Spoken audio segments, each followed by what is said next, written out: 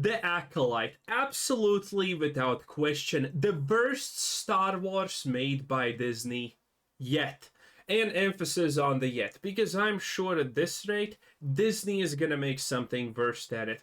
But in the meantime, the Acolyte is truly something special. Episode 5. You have probably already heard about it. I'm doing a pretty late review on this, but it is absolutely amazing at being complete garbage, dumpster fire trash. Now, you have probably heard people already say it's the best episode so far, and that is true, because finally, in 5 episodes of Star Wars and multiple Jedi Masters and Sith and whatnot, we finally actually see lightsabers clashing with each other, which is kind of cool.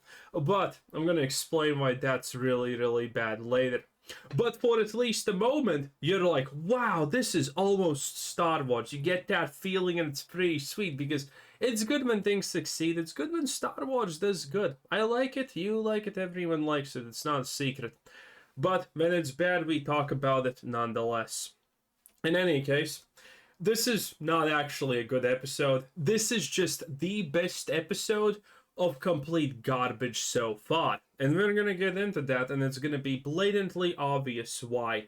We instantaneously start off the episode with May getting force yeeted into probably what I'm gonna say is Africa at this point, because this absolutely no way resembles where episode 4 left off. And in fact, I'm gonna already place the spoiler warning here for the episode. At no point is it actually understandable of the logistics, where characters are, how they got there, what are they doing, why do they have this, why do they have that, how, what, where happened. At no point is it even remotely close to understandable. So if you're confused why this person is there and has that or anything like that, it's not explained, it just randomly happens. That's what we call bad writing. And anyway, our good twin Osha wakes up in the jungle, and now stuff's happening now. What kind of stuff is happening? Well, everyone just got force yeeted. And this is what I'm talking about, nothing making sense. Osha got yeeted in this direction right here. Everyone else got yeeted back in the Wookiee hut. Where are they actually fighting? In the jungle, in trees or whatever. And this is the point where you're actually thinking, oh my god, this is Star Wars. Yeah, finally, lightsaber clashes and whatnot. And at this moment, I actually also was like, wait a minute, this looks kind of good. But it's not. It's not really good. Because this is the best fight so far, but it's not even remotely close. Even to the prequels, every fight there just completely destroys what this insignificant trash is. So we have our, discount. We already know who. Well, actually, I'm not going to spoil it. We have Smilo Ren still being Smilo Ren, and he's taking out Jedis by the dozen. I'm sure the council will not know anything about this because obviously. In any case, we can see here, and this is the first scene. And at this point, I was excited. I was like, wait a minute, this doesn't really look that bad. But they are doing one pretty big thing here. It's behind the trees, you can't really see properly, and that's why the choreography of the fight does not need to be that actually good to impress. And later on, that becomes a serious problem. In any case, Smilo Ren fights a bunch of Jedi. He uses his head to block, which is stupid, and he uses his fist to block because he also has something that stops lightsabers. Is it Beskar? I have no idea. I don't know on that level. In any case, he fights Jedi, and they lose the ability to use their sabers. And it's actually hilarious. I'm not going to dwell on this too much, but the fact that Smilo Ren sees a lightsaber going at him and just places his head in front of it, and the lightsaber just, fizzles out, he should be dead. He only has the helmet, and he has the gauntlets or something like that. That's it. He doesn't have anything else. If you block with your head and the lightsaber fizzles out, because it doesn't instantaneously just vanish, it kind of like and vanishes like that, they would still be cutting down because they're not just stopping at his head, which means in reality Smilo Ren should have already been just murdered because because the lightsaber would hit his head, instantaneously start giving out, but while it's giving out, it's still cutting open your throat and chest. So, that's just a small thing. And the Jedi are like, oh my god, my lightsaber, what just happened? They look at each other like some kind of, I don't know what. Then they fiddle with the lightsabers because I don't even honestly know. There's a lot of fighting. Osha gets her stun blaster or something like that, and then she shoots him. And the funny part about that is when Osha shoots him, he doesn't get knocked out. Why? Don't know. He only has, as we will see later in the episode, armor at his head and around his wrists or arms or something like that. He has absolutely no business withstanding a stun gun, okay? That's how it is. Then Osha runs inside because he wants to chase her. Why does that matter? I have absolutely not even the faintest clue. They run around. Nothing is understandable. For some reason, Smilo Ren is very, very, very keen on killing Osha. Why does it matter? Don't know. Are the Jedi more of a threat? Yes, but doesn't really matter. And here he throws the lightsaber and cuts the trees. Squid Games appears, wants to fight Smilo Ren, and he tells this guy to take Osha away, and they start running away. He also this guy makes a big fuss about, no, the master said that I need to escort you to the ship. And he's like adamant about that. That will matter a lot later on. He's really, really adamant about it. No, he said I need to escort you to the ship and we need to get out of here. Don't make me force you or knock you out so I can do this because that's my mission. And that's his whole stance. All the time while she's saying other random MacGuffin stuff. Then we get the intro, a little bit more fighting. Smilo starts fighting against Squid Games. Smilo gets ambushed by a Padawan, who turns out to be the best lightsaber fighter in the history of ever. May appears. By the way, at this point, May's whole what she's gonna do makes no sense on like 50 different levels. Okay, first of all, she gets taken in by the Jedi. She doesn't even try to say, "Hey, wait a minute, I'm on your side," even though saying that would be really stupid. But at this point, May's trying to escape with her life. Previously, she said, oh no, my sister is back. I don't care about anything bad happening now because my loyalties are with my sister, and I'm gonna surrender myself to the Jedi. And at this point, her sister is being targeted by Smilo. She does nothing. She doesn't care. She's like, I'm out of here. I want to get out. She literally doesn't care about her sister anymore. She doesn't care about surrendering to the Jedi. Her motivations as a character are just an absolute incoherent mess. That's stupid. That's literally what May is currently doing. She gets apprehended by the lesbian girl. They fight a little bit, but she loses. And here Smilo is fighting Squid Games. They're trying to escape, and at one point now Smilo loses his helmet. All of this episode is pretty much honestly just a lot of fighting. And after May is secured by the small lesbian girl, she fights the guy who killed multiple Jedi Masters, who is capable of fighting with Saul on an equal footing, aka Squid Games, and she's like just jumping in heroically, and now I think this is supposed to be like an Ahsoka reference to a certain degree or something like that, but that doesn't matter because all of them die. You already know, how this is gonna happen. All of them get killed at one point. She gets stabbed 3 times in the chest. Hopefully that's fatal this time, not, like a light bruise, because lightsabers are, kind of weak nowadays. And that's pretty much it. This guy's neck just gets twisted and he dies, which is hilarious because he was probably the second best actor in this absolute dumpster fire. And now, more nonsense that doesn't make any sense, but it's Star Wars, modern day Star Wars. So Smilo finds his apprentice, the Acolyte, and turns out he wants to kill her for betraying him, which I wasn't honestly sure if he wants to kill her, because if you remember previously you saw that she was in handcuffs. So she's completely there, ready to be killed. She has no escape. He can kill her at literally any point he wants. And then he just swings his, lightsaber and he cuts her cuffs open. And by the way, the cuffs are still on her, but he cuts them in half, which means they're still on her arms, by the way. They're not gone, they can't be removed as I understand, but here they're gone anyway, so don't even think about that. Don't worry, it's just a small detail. Like in Game of Thrones, the Starbucks cup in whatever, age they were supposed to be in. Small things, small details, don't worry about it. Anyway, here Smilo just cuts the handcuffs, and I'm like, oh wait, he doesn't want to actually punish her and kill her for betrayal? No, turns out he wants to. He just cuts the cuffs for no reason. He just misses.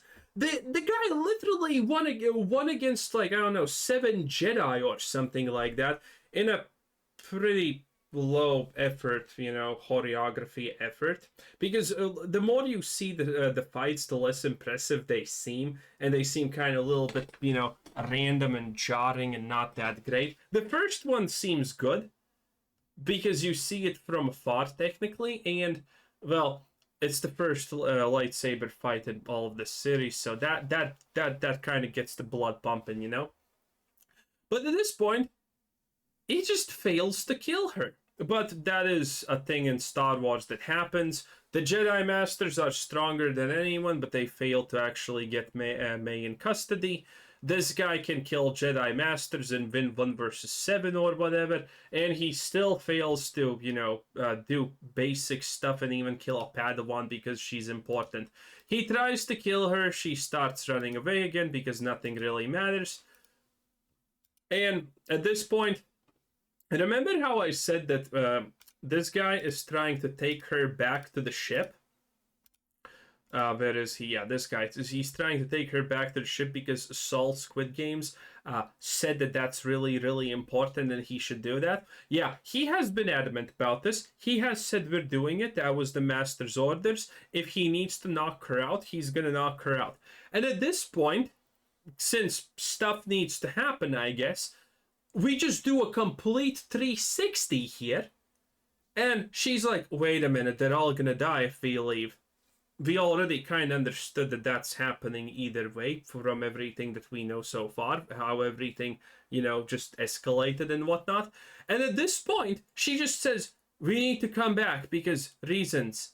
And he's like, yeah.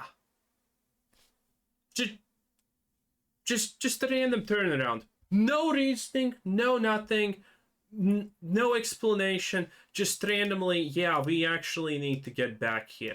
And at this time, they continue fighting Smilo Ren, and the grand reveal happens. It's the apothecary guy. Wow! Honestly, a lot of us are obviously surprised it wasn't one of the moms. But at the same time, who honestly gives a shit? And this is what I hate about people, okay? When this reveal happened, a lot of people were like, oh my god, it's the apothecary guy. Oh, it was him. Yeah. So what? What does it matter that that was the apothecary guy? How does it matter? How does it matter at all that it's the apothecary guy? It doesn't. We have no reason to be excited about this. This could literally be completely new character, and it would not influence the story or how anyone should honestly feel about this situation at all. It just doesn't make any sense. Also, this just makes the story even worse because, okay, so the Jedi who are mind reading literally everything are some magically didn't read his mind, and he was the bad guy. And now dialogue actually starts. Believe it or not, yes, we're 15 minutes into the episode, and dialogue is about to start, and it gets bad. Oh yes, if you thought that this random appearance crap and, people flipping on their decision making for no apparent reason was bad. Now dialogue starts and it gets bad. Now, admittedly, there is one line that's actually good in this show, and it's honestly kind of one of the most fitting lines ever, and it's actually good, so I'm gonna spoil it. At one point, Saul asks, "Why didn't you try to hide your identity?" And he answers, "Well, I had a mask. You knocked it off." That's actually a good line. That is actually the first good line in all of the series. Well, yeah, I did try to hide my identity. I was wearing a mask. You knocked it off. That is so good. That is actually a legitimate thing. That is the only good part about this show in 5 episodes, honestly. It is amazing. Anyway, to talk a little bit about, and again, it doesn't make sense. Discount 7-Eleven Ezra Miller just doesn't make sense. Because Saul is saying, "Oh, I can feel something strange from you, evil, you get into your minds." Okay, he gets into your minds. How did he not get into your minds when you previously saw him, interrogated him, or had any interactions at the Jedi Temple on episode 2? Yeah, episode 2. How was that not suspicious at all at that point? Also, considering he's following May around constantly, how he's, as much as I can tell, he's following May around constantly, which, by the way, first of all, needs to be explained because it makes literally no sense. Second of all, when they go meet the Master, is May literally so stupid that she can't actually figure out, wait a minute, I go meet the Master and he just, randomly vanishes and I never have seen him and the Master in the same room? How does that make sense? The logistical nightmare that we honestly enter in the fact that this is May's master or whatever he wants to call himself in that situation is just completely mind-blowing. There's no way you can pull this off. May, well, unless she's completely autistic, would figure it out that something's wrong here. But anyway, they talk a little bit. He threatens to kill her. I'm not sure why that honestly even matters. Saul drops his weapon because he threatens to kill the bad twin that killed multiple Jedi Masters. Not a big deal, don't worry about it. And, it's almost gonna end. At this moment, we have a pretty controversial line happening, and we essentially kind of get... Now, there are multiple takes, and I'm probably going to go with the most charitable take to Disney Star Wars The Acolyte that you can make, because I think it's honestly the more interesting one than just to blindly bash them, honestly. And it is the fact that throughout this whole interaction, Saul is saying, "Oh, you feel kind of weird, you're not..."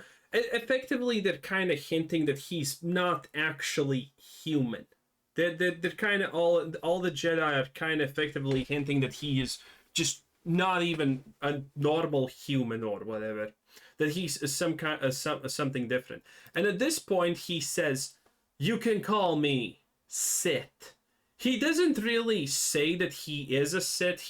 I think this is supposed to be, "Oh yeah, from your perspective, I'm a Sith, and it honestly doesn't matter what you even perceive me as."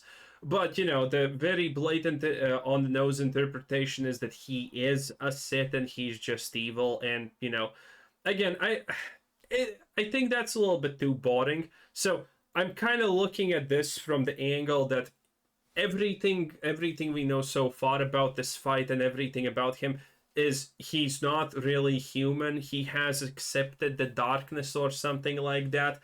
And that he is not actually Sith, but from the Jedi's perspective, he's just saying, it doesn't matter what you call me, you might as well call me Sith, because that's kind of fitting to your interpretation of things. That would be how I am looking at this.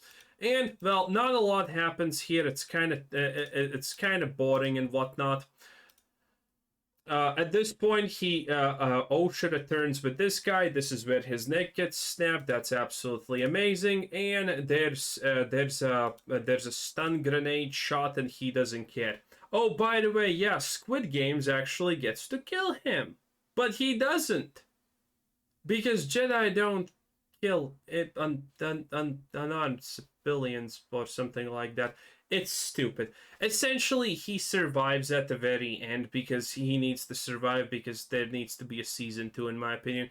Makes no sense, nor he wants to take him into custody, nor anything. It's just complete random gunk and whatever. And at one point, he gets the upper hand, and at this point, Osh returns, sticks the stupid Roomba on his back. It's a light source, and all of the setup for the flying bug things that was done last episode now gets a payoff, and they swarm him, take him into the skies, and seemingly he dies, I guess, but no. Well, that's a spoiler, but it's almost the end of the episode. They don't even wait until the next episode to tell that he's dead, by the way. He's just dead. Anyway, Osh encounters May. They have a scuffle. I don't know why they actually, how they even encounter anyone. Oh, there's one point where one of them runs into the Wookiee hut to hide, and then she's instantaneously outside again. Again, the logistics of where everyone is just a nightmare in the show. Don't even try to understand anything. But they have a big fight. They hug. Oh, I love you, but I try to leave you here because reasons. We are one. May's really obsessive with that garbage. Osha's like, whatever, I'm gonna take you in because you're evil and killed people. At the end of the day, Osha gets knocked out. May survives, and you know what happens? Well, May just takes Osha's clothes, cuts her hair with a lightsaber because obviously, and then they look exactly alike. And May goes with Saul back to the place because, yeah, I'm sure Saul would not notice the differences, especially the glaring one that, well, she probably smells like burnt hair, and well, the second one is that she has a tattoo here where the other one doesn't. And you know what I think is going to happen? At some point, Saul is going to see that she doesn't have the tattoo on her arm. You know, the random scene that we got in episode 1 where he said, "What is this tattoo?" And she said, "Oh, I got drunk with the mates. I don't know what happened, but I don't know I had a tattoo." And he said, "Aha." Hey, at least it has some kind of payoff. It's complete trash, but at least it's there. You know what I'm saying? At least it's technically there, I guess. And that's pretty much the end of the episode. This guy survives. He just gets dropped to the ground when the day comes, and everything is fine. Doesn't even lose his lightsaber. Could he still go after the Jedi and try to fight him? Probably yes. Does he? No. Yep, that's pretty much it. And then they go and fly off. Everyone is dead, and the Council of Jedi still don't know anything. He picks up his helmet, and 7-Eleven Ezra Miller now just gets Osha because it's a different twin. How can he tell them apart? I honestly don't know. There is currently a theory that it was actually 3 children that were birthed by the lesbian space witches, and he is one of them. And he was not good because he was a boy, so they just literally threw him off a cliff and he magically survived, and that's pretty much all she wrote. Because his current motivation is stupid. It's like, why can't I just use my power however I want? I don't know, dude. I don't know, honestly. You know, it is what it is. Anyway, that's it. That was Star Wars The Acolyte Episode 5. It's an atrocity. It gets stupider by the hour, but it is, at the end of the day, the best stupid episode of Star Wars The Acolyte that we have currently. So I guess that's a bonus. Bye!